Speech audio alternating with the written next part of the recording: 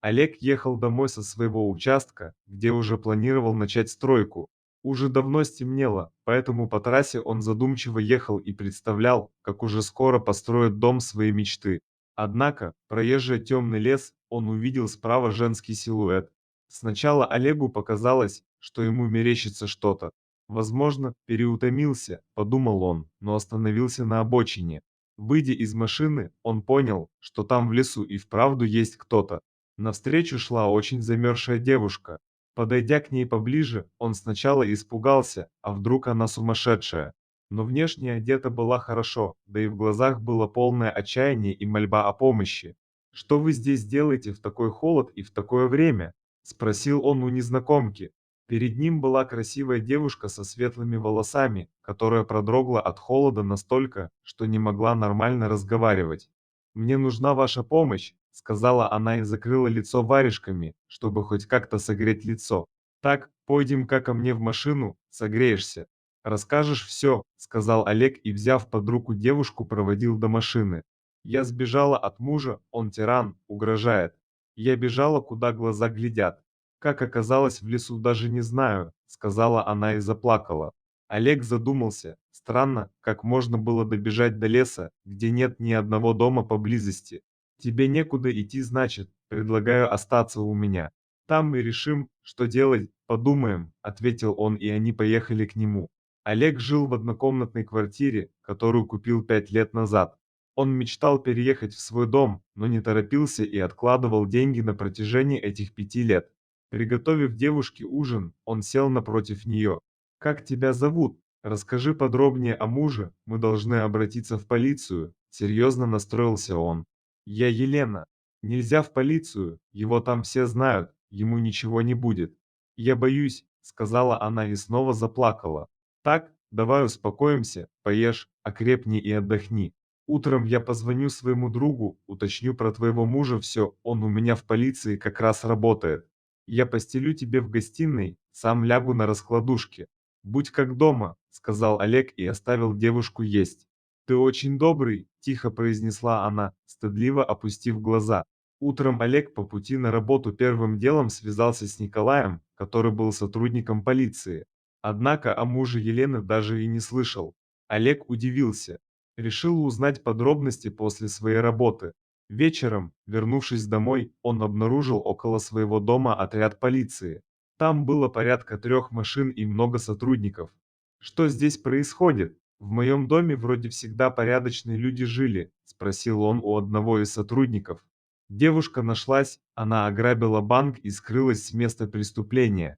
Искали ее 2 дня, а сегодня она позвонила с телефона своим родителям. Мы сразу узнали местонахождение и выехали сюда. Однако, Олег Юрьевич, вы тоже едете с нами. Пройдите в машину. «Звонок был совершен из вашей квартиры», — ответил тот и взял под руку парня. «Что? Как это понимать?» Удивился Олег и в ту же минуту увидел, как из подъезда в наручниках выводит Елену. «Елена, это твой муж сделал?» Парень был шокирован ситуацией. «Нет у меня мужа», — через слезы ответила девушка, и ее посадили в машину. В отделе Олега допрашивали, заставляли признаться и сразу сказать, где деньги.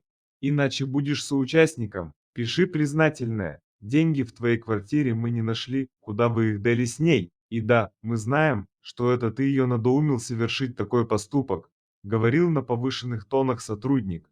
«Во-первых, я не соучастник, я не мог ее надоумить. Я второй день знаю ее», — строго ответил Олег. Тогда как объяснить-то, что работница банка с хорошим опытом в 6 лет и с отличными отзывами от директора неожиданно украла большую сумму и исчезла? Только ты мог. Продолжал на него кричать тот. У меня есть доказательства на видеорегистраторе. Эту девушку я вчера нашел в лесу и решил ей помочь, увез к себе домой. Я ее до этого не знал, не унимался обвиняемый.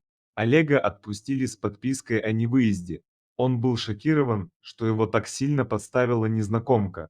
Олег доверился ей, хотел помочь, однако его самого теперь подозревают в таком серьезном деле. Всю ночь он не мог уснуть и думал о Елене.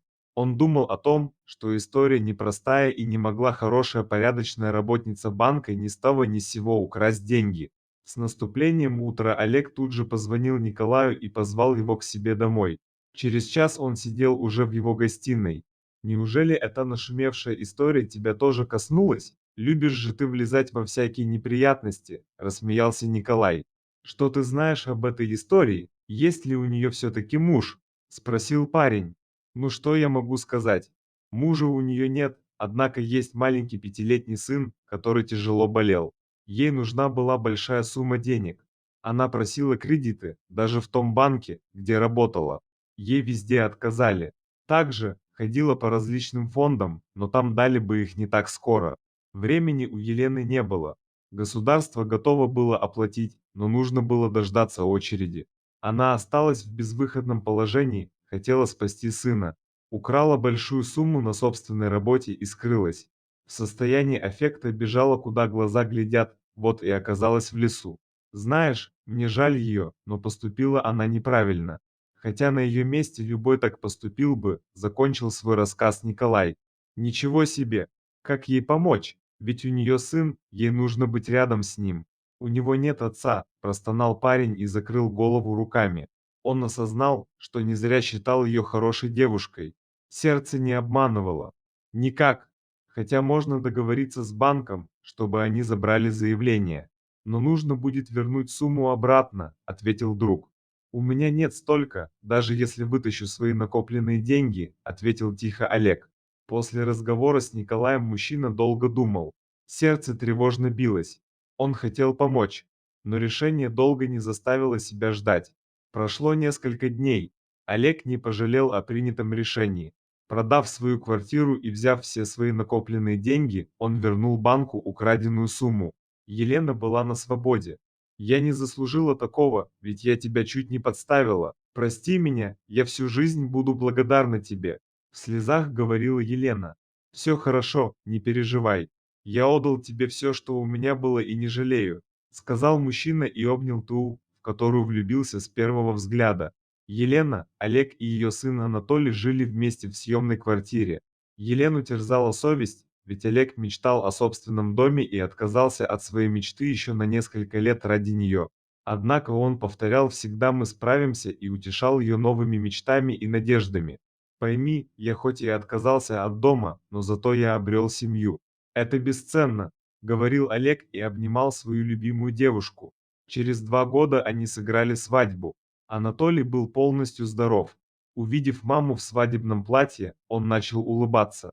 «Папочка, смотри, какая мама у нас красивая», — говорил мальчик и прыгал от счастья. «Она самая красивая и самая хорошая», — продолжил жених и поцеловал свою невесту.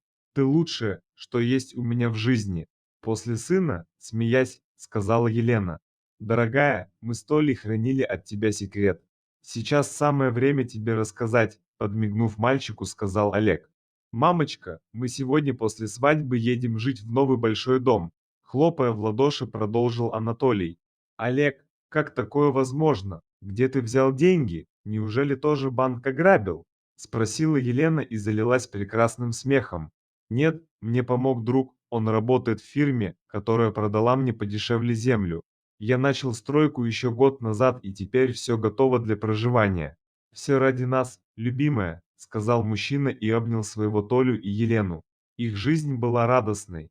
Олег ни разу не пожалел, что помог тогда незнакомой девушке, ведь сердце его не обманывало, оно моментально влюбилось в нее и подсказывало, что она не преступница. Теперь счастливая семья жила не втроем. Спустя время у них появилась замечательная дочь, похожая